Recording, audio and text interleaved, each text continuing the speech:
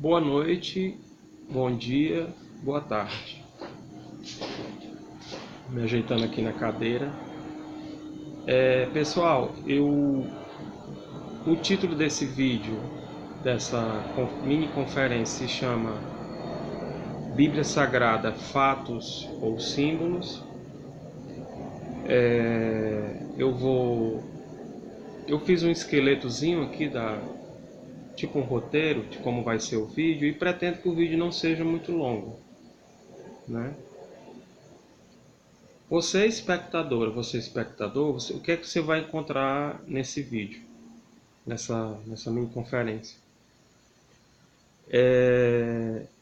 Bem, primeiro eu vou me apresentar, tentar falar brevemente do currículo, do meu currículo, né? Da minha formação. Assim.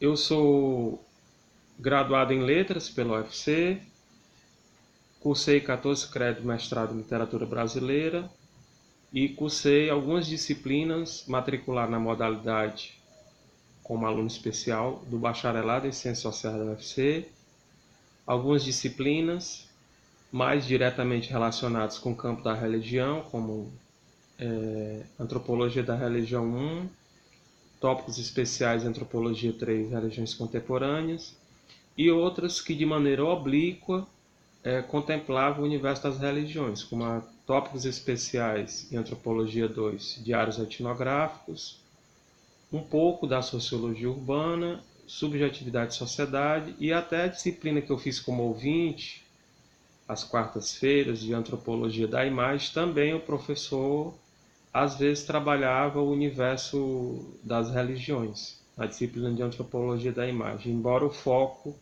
não fosse religião, né, nessa disciplina. E também em 2014, quando eu me aproximei do bacharelado em Ciências Sociais da UFC, como ouvinte, eu também cheguei a fazer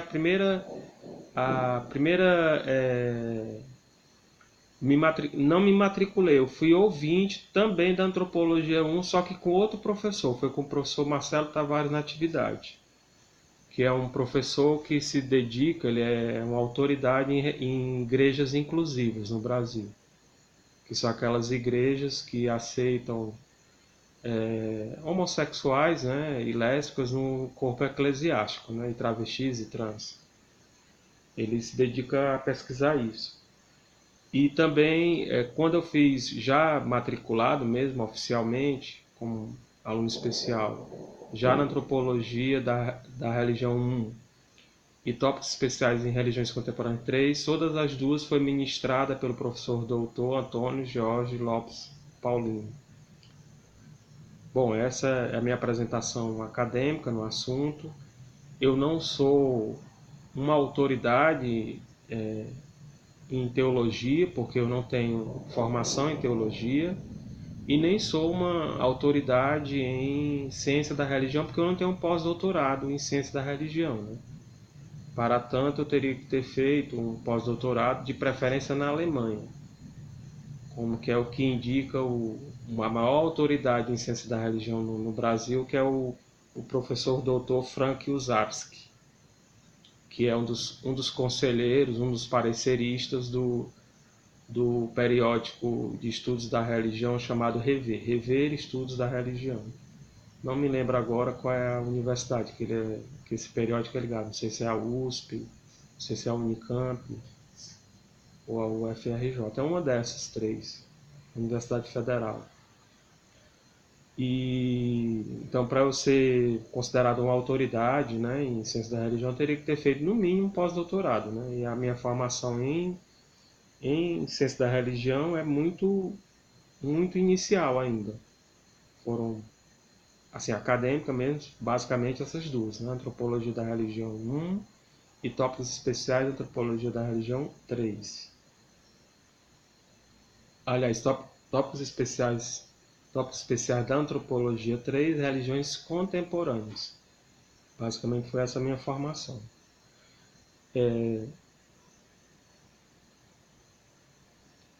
Bom, aí vocês devem perguntar, né? Ele vai falar como pesquisador ou como religioso, né?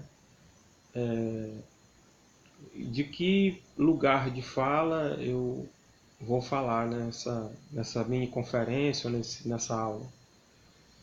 Bem, eu pretendo falar como pesquisador, mas é lógico, como diz um texto de antropologia cultural, né, se chama Ser Afetado, acho que é do Favret Saada, esse texto. Ele diz que é muito difícil quando você vai estudar no campo da antropologia, fazer pesquisa qualitativa e quantitativa, pesquisa de campo, é muito difícil você não ser afetado de alguma maneira pelo campo que você está pesquisando, né? Então, assim, eu estudo religiões desde de uma maneira, inicialmente de uma maneira amadora e não acadêmica, desde que eu me decepcionei com o ateísmo trotskista como explicação, modelo, sistema de explicação da realidade, que isso foi em 92, né? E outra, eu sou suburbano, eu moro aqui no subúrbio de Fortaleza, eu moro no João 23. Então é muito difícil uma pessoa do subúrbio, da periferia brasileira e principalmente nordestina, como é o caso aqui do Ceará, a pessoa não ser atravessada de alguma maneira pelas essas linhas de força cristã, né? É muito difícil. É muito raro na. Eu não posso dizer que é impossível, mas eu acho muito difícil haver na periferia, no subúrbio, alguma família de ateia ou agnóstica. Geralmente as famílias, né, principalmente aqui no Ceará, que é um estado de, de religião predominantemente católica, as pessoas terem formação cristã, né? E isso, de alguma maneira, me afetou na infância, né? No meu imaginário, aquela coisa, cuidado com o babau e que inclusive essa história de babau até me faz explicar uma coisa, né? Que na periferia as pessoas não são rigorosamente católicas ou assembleanas ou presbiterianas ou espíritas kardecistas ou umbandistas ou candomblecistas. Na periferia, na verdade, as pessoas, o que há de comum entre elas é uma coisa meio porosa, meio difusa, que seria a religiosidade popular, né? Que é aquela coisa, é aquele aglomerado, aquela assemblagem de crenças formada pela cultura, pelas culturas de povos que povoaram o Brasil, né? O território brasileiro. No caso, os indígenas que já estavam aqui com suas crenças, com a sua mundividência, os, os ibéricos, né, os portugueses e mais tarde outros europeus que vieram para cá também com crenças cristãs, os, os africanos, né, que vieram para cá escravizados e trazendo suas crenças, seus credos, sua mundividência, seus saberes, seus fazeres. E depois, um pouco mais tarde, já por volta do final do século XIX e início do século XX, os orientais, né, os asiáticos. Então, tudo isso tornou a religiosidade popular, principalmente aqui no Nordeste, em que a presença asiática não é tão forte, não é tão considerável, a presença asiática que é mais recente, a presença que é maior mesmo é a ibérica, né, portuguesa, africana e de descendentes de africanos, né, de afrodescendentes e de indígenas, formou um caldeirão cultural que isso vai refletir, vai resvalar na forma de crer, né? Na forma de conceber o divino, o sagrado, Deus, o luminoso e tudo mais. Tanto é que isso explicaria porque é que há católicos que acreditam, né, em feitiço, por exemplo. Isso para a Cúria Romana, para a Cúria Católica, né, para o Vaticano, para um teólogo mesmo, um cardeal católico, é inconcebível um católico se sentir ameaçado por um feitiço, né? Porque de antemão o católico seria protegido pela graça, né? Pela graça divina, pela graça de Deus, né? Então, seria impenetrável qualquer feitiço. Só que no universo do cotidiano, até nas igrejas neopentecostais,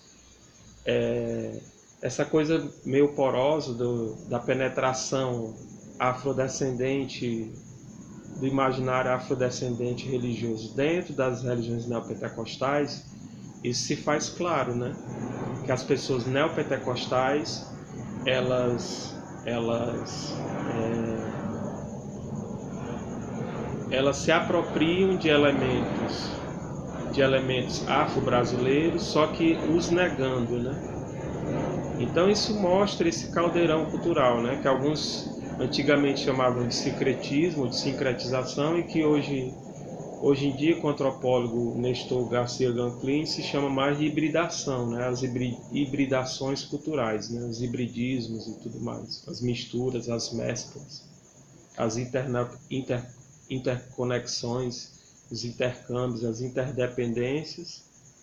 E espero eu que essa coisa meio porosa e difusa da cultura brasileira, né? Do ser brasileiro, que faz com que no metrô do Rio de Janeiro, num vagão tenha o vagão dos pagodeiros, no outro metrô o vagão dos evangélicos, e no outro metrô não, outro vagão, né, do trem, do metrô, o vagão dos evangélicos, e no outro vagão os pagodeiros evangélicos, né? Quer dizer, é isso, a hibridação, né?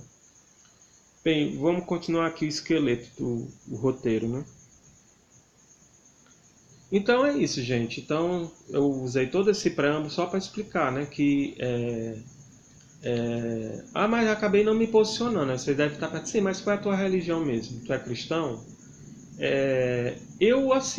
A minha posição em relação a isso é o seguinte: é que eu admiro Jesus, né? Jesus eu admiro, mas já em relação a Jesus Christos, né? Essa coisa meio institucionalizada, eu tenho um pouco de dificuldade de me reconhecer nela.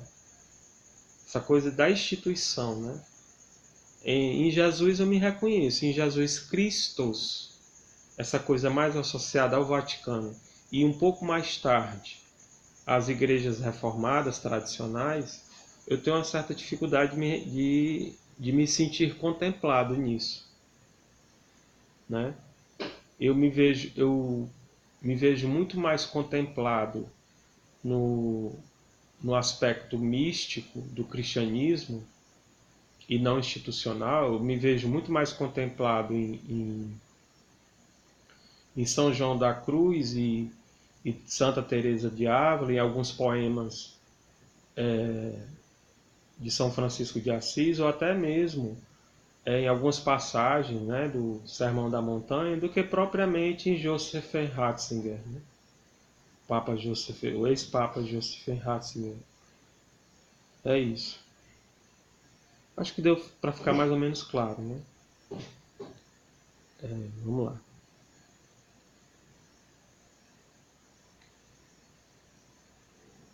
Explicação. Bom, a explicação do título da aula, né? Por que que eu resolvi intitular Bíblia Sagrada, Fatos ou Símbolos? Eu sempre tive um insight, uma intuição, de que a chave metodológica de entender a Bíblia como historiografia não era muito adequada, né?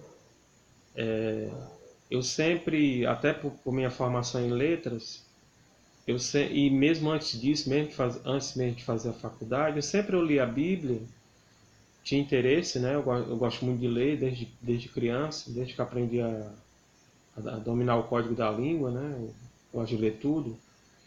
Eu sempre tive uma intuição, um insight de que aquilo que eu estava lendo não era propriamente historiografia ou história, né? História com H, né? Porque tem história com H e história com E, né? Eu sempre tive uma suspeita, uma desconfiança, uma pulga atrás da orelha de que aquilo não era historiografia. Aí, quando foi agora recentemente, eu peguei um livro que eu não estou encontrando aqui O livro, assim, eu tive que devolver, né? Foi emprestado. Foi até a Ana Dulcina Lima Cordeiro que me emprestou, uma amiga minha, que é assistente social. Ela me emprestou o livro, se chama Deus Como Nasceu, né? Eu não lembro o autor, mas é daquela coleção da Super Interessante. E o livro ele tem uma parte lá que me deu um ótimo insight assim, sobre essa questão que eu estou colocando, que se traduz no título dessa minha mini conferência, né? Quando ele constrói o argumento de que as pessoas esperam encontrar, principalmente os fundamentalistas, de que a Bíblia ela pode ser lida tal qual se lê o Folha de São Paulo, o Estado de São Paulo, o Diário Oficial, o Diário do Nordeste, o Jornal Povo, a Veja, a Época, isto é, né? Ele diz que isso é um erro, né? A Bíblia não fala de fatos, ela fala de figuras, né? De tropos ou de símbolos, né? Então foi com essa chave metodológica dele, ou com esse insight, que eu resolvi construir esse vídeo, né? Essa aula. Agora eu vou dizer mais ou menos a minha metodologia, explicando através de 2 episódios bíblicos, que seria a Árvore do Conhecimento e o Mar Vermelho, né? Seriam esses 2 episódios.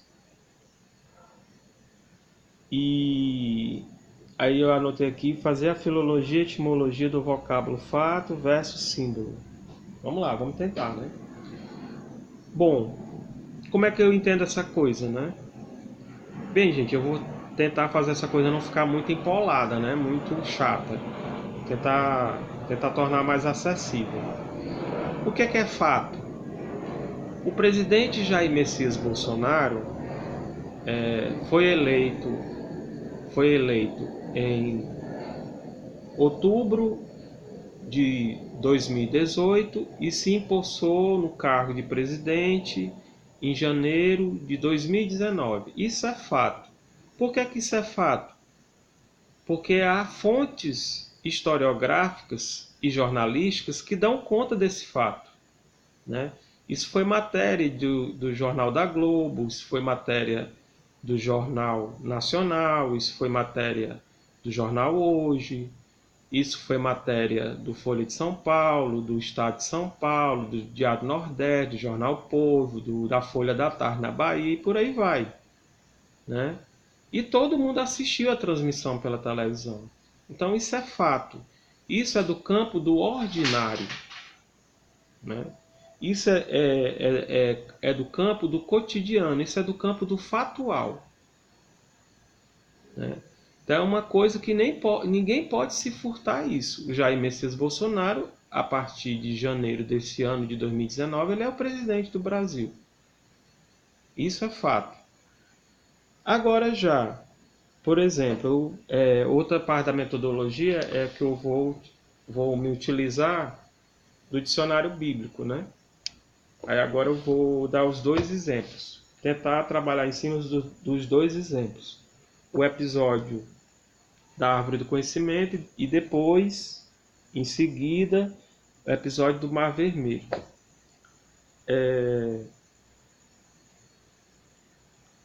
Pois bem, no episódio da árvore do Conhecimento, aí eu li aqui no dicionário bíblico que tem assim: a Árvore do Conhecimento. A árvore colocada por Deus do Éden junto à árvore da vida e de muitas outras, cujos frutos não poderiam ser comidos por Adão e Eva. Aí há um comentário aqui do dicionarista, né? Da pessoa que elaborou o dicionário, que não é atribuída a autoria aqui, pelo que eu vi. Na ficha catalográfica não tem o autor. Não tem. Não tem de jeito nenhum. Tem a editora, que é a DCL, mas o autor não tem. Aí há o comentário, vou ler o comentário.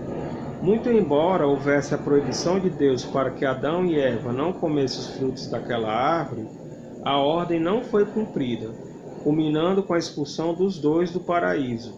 De fato, o problema que se apresenta não é o total e comer do fruto, mas a inclinação a uma sedução da serpente que disse. Aí agora a suposta voz da serpente. Porque Deus sabe que no dia em que comerdes desse fruto, vossos olhos se abrirão e sereis como Deus. Fecha aspas. A queda se dá no desejo de ser como Deus, e não no fruto do conhecimento do bem e do mal. Estar no comer, e não no conhecimento, a raiz da queda. Pois é, o que é que se vê aqui? Né? Isso aqui dá uma longa discussão, né? Eu vou tentar ser o mais sintético possível, se é que vai dar, né? Gente, isso não é fato, né? Isso é texto, isso é textualidade, né? Isso é literário, isso é ficcional. Por quê? Porque a gente sabe que isso é da ordem do extraordinário, do fabuloso, do literário, do ficcional, da ordem do mito, do mitológico. Agora, isso invalida o texto, por ser fato do mito, né? Mito aqui é mentira? Não. É no sentido de... Porque o que é mito? Mito é uma narrativa, né? Mito é uma narrativa.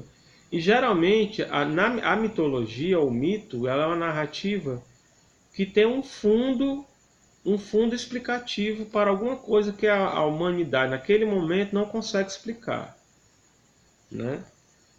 E no caso, como essa mitologia está num corpus sagrado, que é a Bíblia Sagrada, né, no cânon sagrado, então imagina-se que esse mito, ou essa mitologia, ou esse texto tem um fundo moral, né? Então, na economia do texto, ainda que cobras não falem, porque cobras não têm cordas vocais e nem um cérebro que dê para elaborar ou prolatar frases, né? Cobras não falam nem aqui, nem no Japão, nem na África, nem nos Estados Unidos, nem na Austrália, nem em canto nenhum. Na Bíblia, a cobra fala, a serpente fala. Isso tem um sentido, né? Como o próprio texto falou. Então, isso não é da ordem do fato, do fatual. Aqui nós não estamos lidando com a Folha de São Paulo, com o Estado de São Paulo, Diário do Nordeste, Jornal Povo, a Folha da Tarde na Bahia, com o Diário Oficial, com a bula de remédio. Nós estamos lidando aqui com o texto simbólico. Nós estamos lidando com o símbolo. É uma coisa que se utiliza de uma figura de linguagem para te situar em outro campo, né?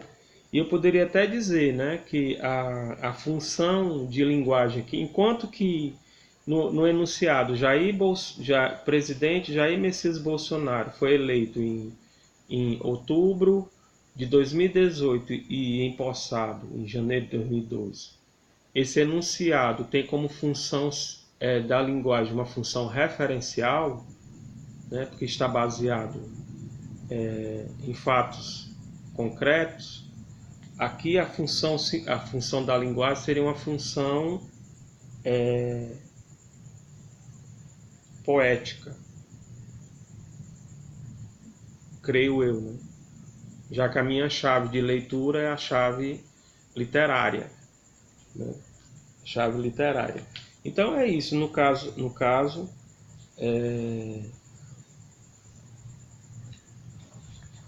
é isso, em relação à árvore do conhecimento, né? E outra coisa que eu poderia comentar, agora não me valendo tanto da teoria da literatura, mas sim de outro saber, de outra disciplina. Deixa eu ajeitar aqui, caiu um pouco o celular. Que é a antropologia mesmo, é a questão do tabu, né? O que é que se depreende dessa passagem da árvore do conhecimento? É o tabu, a questão do tabu, ou seja, aquela é a categoria da antropologia cultural. O tabu, aquilo que Não se pode mexer, não se pode falar, não se pode comer, né? É o tabu, é o proibido, né? Esse ser imaterial, incorpóreo, né? Yahvé, Javé, Jeová, o Senhor, o Altíssimo, o Eterno, Deus, né? Deus. Ele proibiu a, os seus dois filhos, Adão e Eva, de comer do fruto da árvore do conhecimento. E eles desobedeceram. Então, isso, na economia do texto, é um tabu, né? Então, ainda que a origem da espécie humana não tenha sido essa, um casal, né? Adão e Eva, feito de uma hora para outra, em 7 dias, e do barro, né? E pegou o barro e furou, fez 2 olhos, não sei o que, não sei o que. Na verdade, pela teoria evolucionista, né? Pela formulação evolucionista, foi de outra maneira, né? Nós, seres humanos, a nossa espécie hominídea, né? Antroponídea, nós temos 200 mil anos, né? Então foi um longo processo e, na verdade, não foi só um casal, a gente veio de outros seres primatas na escala, né?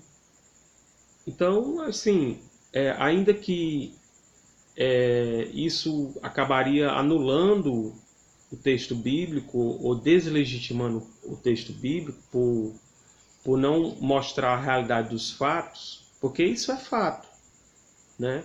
Ignorar que houve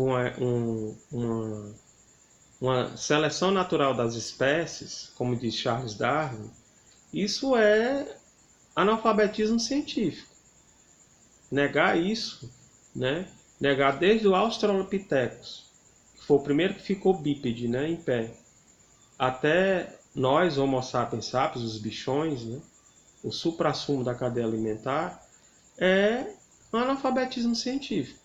Mas isso invalida o texto, né? A própria economia do texto de mostrar um tabu, para quem tem essa chave de leitura da antropologia cultural, do tabu, ou seja, daquilo que foi proibido, de uma interdição que foi posta e que houve uma transgressão, né? Então não viabiliza, né? Não deslegitima, né? Vou tentar comentar outro episódio. É do Mar Vermelho, deixa eu ver aqui.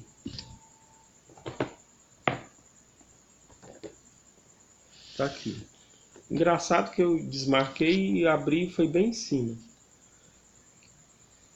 Mar Vermelho, identificado como o mar cujas águas foram afastadas por Moisés, permitindo que seu povo o atravessasse a seco. Vide Êxodo 10, 19, que é aquela parte que fala do sopro, né? Soprou os gafanhotos, as pragas do Egito, né? 13, 18, e a parte mesmo que fala dessa passagem, né? Da passagem da fuga do Egito, do cativeiro do Egito pelo mar, atravessando o mar, e o mar caindo, né? Sobre o exército do faraó, é do capítulo 14, do versículo 21 ao 28, essa passagem aí, né? Aí tem um comentário aqui: o episódio ocorreu no êxodo ou na saída do povo hebreu do Egito, perseguido pelo faraó, havendo o fenômeno das águas repartidas e em seguida o seu fechamento, engolindo o exército faraó perseguidor. Sua extensão é de cerca de 2.600 quilômetros. Separa o Egito da Península do Sinai e da Arábia, identificado também como Mar dos Juncos. Em hebraico, eu não sou fluente em hebraico, mas deve ser em suf, né? Não sei. Pois é, gente, aqui isso é da ordem do fato? Também não, né? Isso não é da ordem do factual, né? Porque sabemos que não faria sentido o Criador do Universo ele rasgar as leis naturais, né? E simplesmente anular para fazer o mar se abrir em dois e depois voltar, né, sobre o exército do faraó, isso teria que anular a lei da gravidade e a lei do volume, né?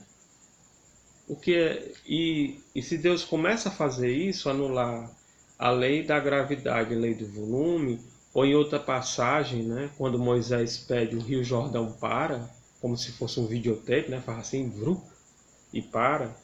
E outras passagens, ou o sol, ou Josué pede que o sol pare, né, e essas coisas. Gente, isso não é da ordem do fatual, né? Isso não é da ordem do ordinário, do cotidiano. Isso é da ordem do extraordinário. Era nesse ponto que eu queria chegar. É da ordem do extraordinário. Todas essas passagens são símbolos. No caso especificamente dessa do Mar Vermelho, ainda que o Mar Vermelho realmente não tenha, nem nesse período, nem nessa época, né, por mais historiográficos que queiramos ser, tenha se aberto, né, e depois coberto um suposto exército do faraó, ainda que não tenha acontecido isso, mas isso na economia do texto tem um sentido simbólico, né, que é a questão, ou um sentido moral, que é a questão da superação, né, a superação e a emancipação do povo, já que dentro da tradição judaico-cristã existe uma proposta messiânica, né? Uma proposta de libertação, de emancipação, né? Então, cativeiro não combina, né, com salvação, né? Cativeiro é opressão. Então, é esse o sentido do texto, né? Não é que literalmente um mar, um belo dia, porque Moisés evocou Yahvé, o Jeová, o Senhor, se abriu e o povo passou e depois, de uma certa altura, o exército do faraó, quando estava dentro, o mar se recolheu e matou todo mundo, né? Isso não ocorreu, gente, né? Isso é uma figura, isso é um trópicos, isso é um símbolo, certo? Eu poderia entrar na etimologia da palavra símbolo, né, que é simbalém, o que junta, né? Ou diabolos, o que separa, mas aí a coisa ia ficar muito extensa, né? Símbolo é isso, gente, é uma coisa que remete a outra, né? É isso. Então é isso, gente. Isso não ocorreu. Por exemplo, o senador Magno Malta pretende criar uma PEC ou elaborar uma PEC contra o aborto, né? Isso é da ordem do fatual, né? Isso é previsível dentro da trajetória do senador Magno Malta ele fazer uma PEC contra a legalização do aborto, ou até uma PEC de criminalização do aborto, né? Ele faz parte da bancada evangélica, também chamada de bancada da Bíblia, então é extremamente previsível, né?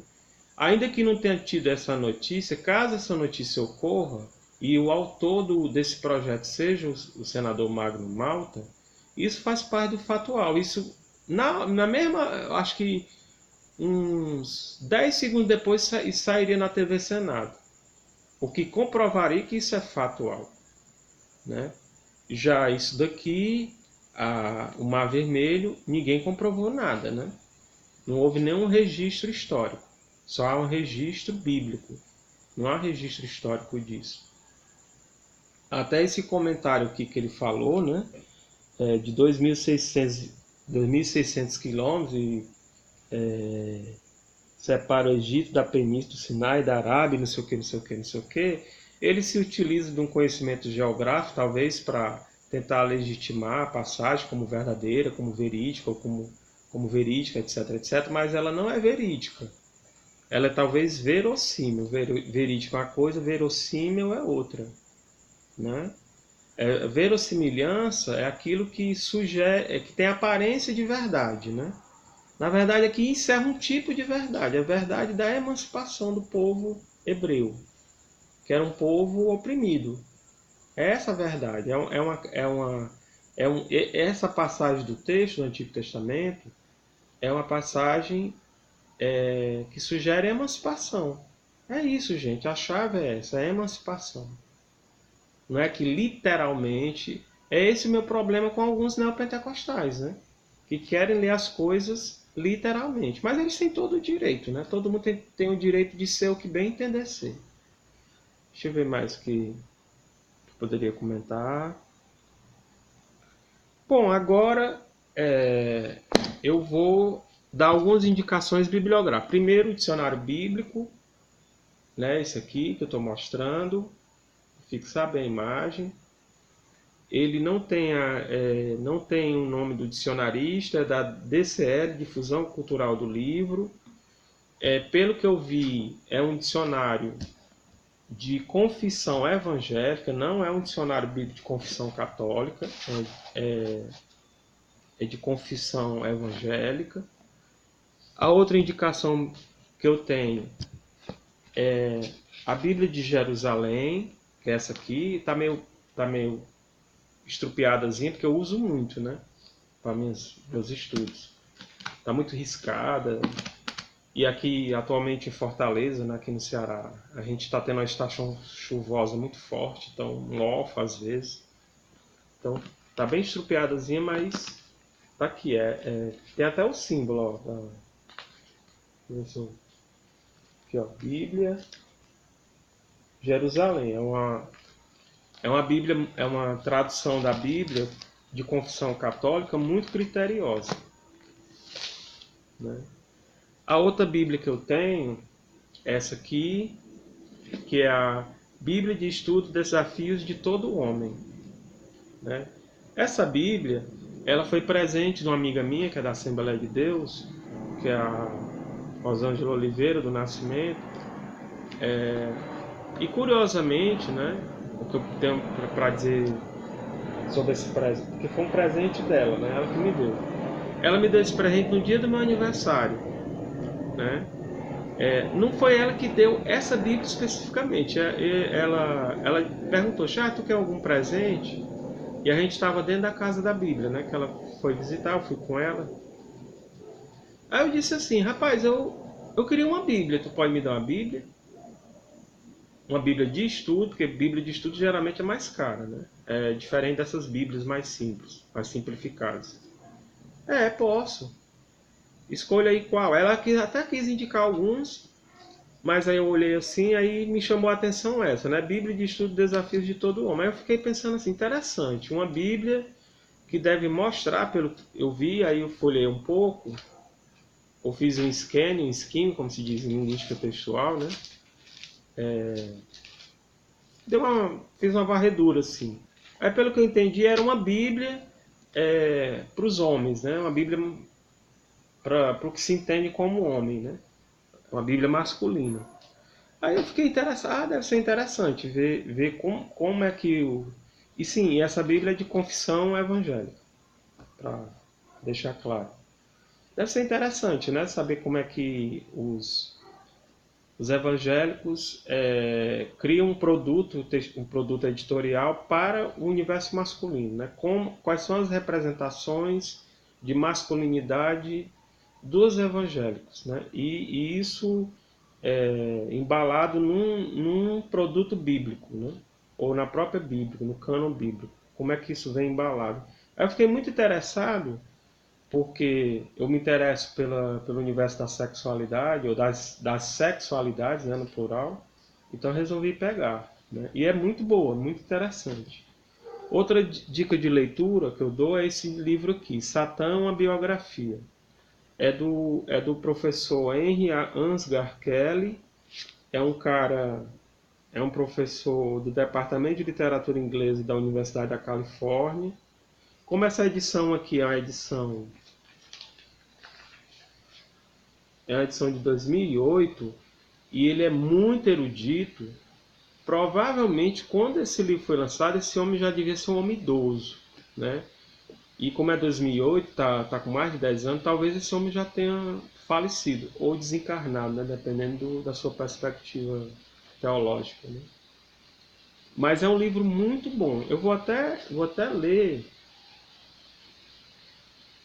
Não vou ler nada não. Apenas é um livro que vai mostrar através de considerações etimológicas, que na tese dele, Satã não é uma substantivação, não é uma substância, não é um ser, é um epíteto, é uma adjetivação, é um adjetivo. Então, Satã ou Satanás é o adversário, é o que rivaliza, é o que inveja. Então, qualquer pessoa que é o seu adversário é o seu Satã, é o seu diabo. Qualquer pessoa que lhe inveja é o seu Satã, é o seu diabo. É nesse sentido que ele explica. Aí ele vai fundamentar com um estudo muito erudito, né, baseado livro, fazendo a exegese bíblica, né, livro a livro, e é muito interessante, eu indico, viu? É um livro muito bom, deixa eu até mostrar aqui. Bom, gente, é isso. Eu não sei se eu cobri tudo o assunto, eu acho que mais ou menos. Eu acho que eu poderia ter sido mais esforçado na questão etimológica da palavra símbolo, mas eu não tenho um dicionário etimológico em casa. E é isso. E também não tenho uma enciclopédia. E é isso. Eu acho que vocês entenderam mais ou menos, né? Então é isso. Obrigado. Boa noite, boa tarde, bom dia. Quem gostou, comente alguma coisa. Quem não gostou também. Eu não vou policiar nenhum comentário. Vocês fiquem à vontade de comentar qualquer coisa, certo?